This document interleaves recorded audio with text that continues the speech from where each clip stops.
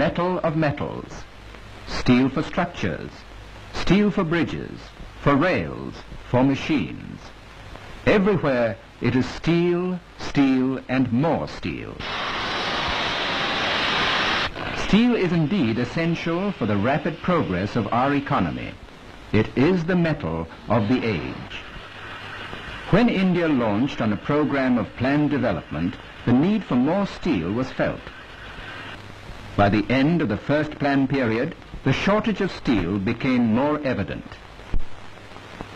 The annual production of steel in the country was about 2 million tons, but the demand was much more. So the development plans envisaged increasing steel production threefold in the next few years. In addition to the expansion of the existing steel mills, 3 new steel plants were planned at Durgapur, Rourkela, and Bhilai. Bhilai in Madhya Pradesh, on the main Bombay-Nagpur-Calcutta railway line, was selected because of the availability of raw materials nearby. Good quality iron ore from Rajhara mines, coal from Korba, hitherto unexploited, and limestone from Nandini. Another factor was its proximity to the markets of central and western India. An agreement was signed between India and the USSR in 1955, under which help from the Soviet Union was assured in putting up the Bhilai steel plant. Within a year, the project reports were ready, and the sleepy village of Bhilai came to life.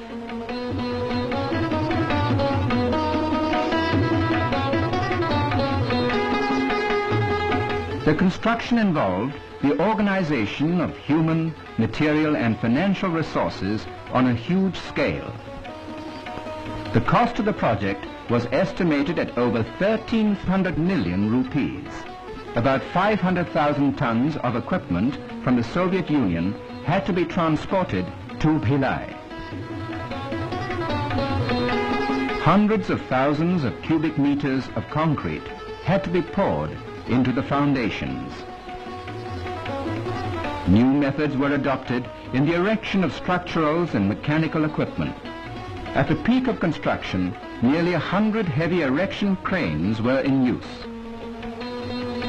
Engineers and technicians, both Soviet and Indian, toiled day and night alongside thousands of Indian workers to put up the plan according to schedule. The first stage of construction was completed in February 1959, when President Rajendra Prasad inaugurated the production of pig iron. It was not long before other sections of the plant were completed. Today, a gigantic edifice of steel dominates the skyline of Bhilai.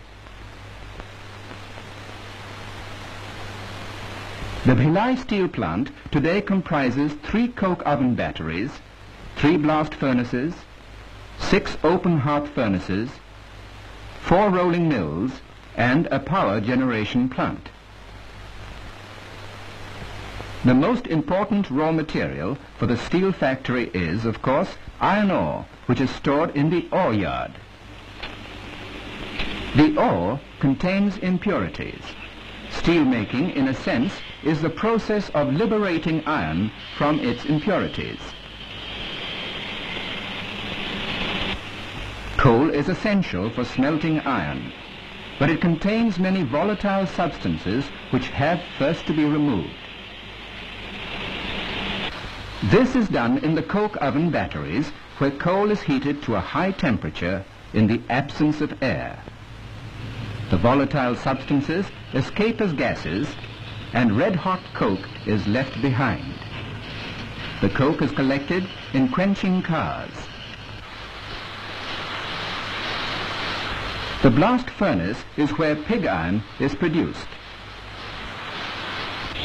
Skip cars take the raw materials, iron ore, coke and limestone, to the top of the furnace and charge them in.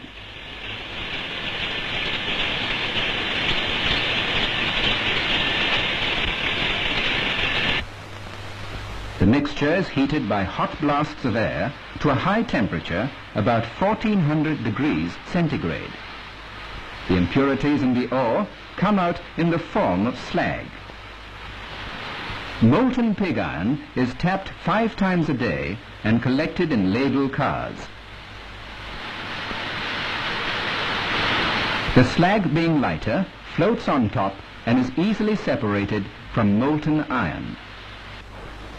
The molten metal is poured into molds at the pig casting machine. These castings are then sent onto foundries all over the country to be remelted for making castings.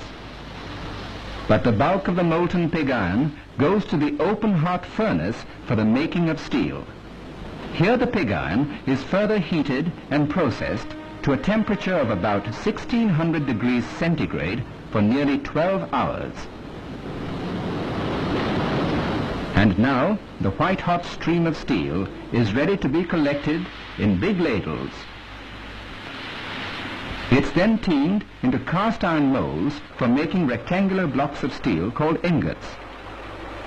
These ingots have to be rolled into several shapes and sizes, and so they are sent on to the rolling mills. But first the ingots have to be reheated so that these can be rolled. The most modern equipment with remote controls is used in all these operations. Advanced technological processes and methods of production, which have been successfully used in the Soviet Union, have been adopted. In the rolling mills, the heated ingots are rolled into various shapes and sizes.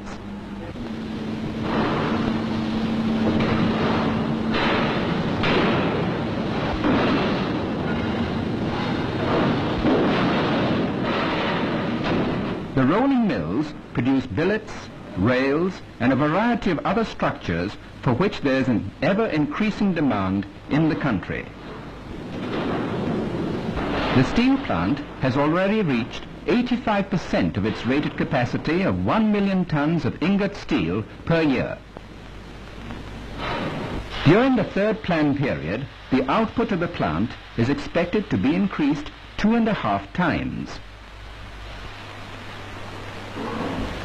The many complicated machines used in the plant need constant attention.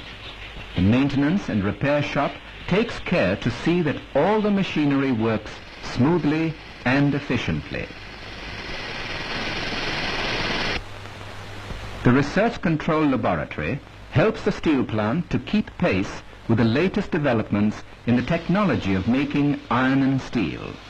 In order to ensure high quality of the steel produced, it keeps a constant check on the raw materials used.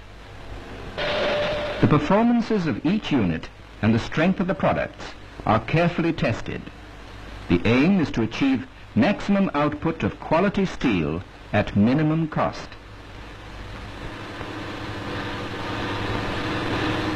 The operation and maintenance of a plant like the Bhilai Steelworks calls for skilled technicians. The Technical Institute attached to the plant provides facilities for training workers in various branches. These trainees will man the many jobs in the steelworks in the days to come. Practical training is combined with theoretical lectures.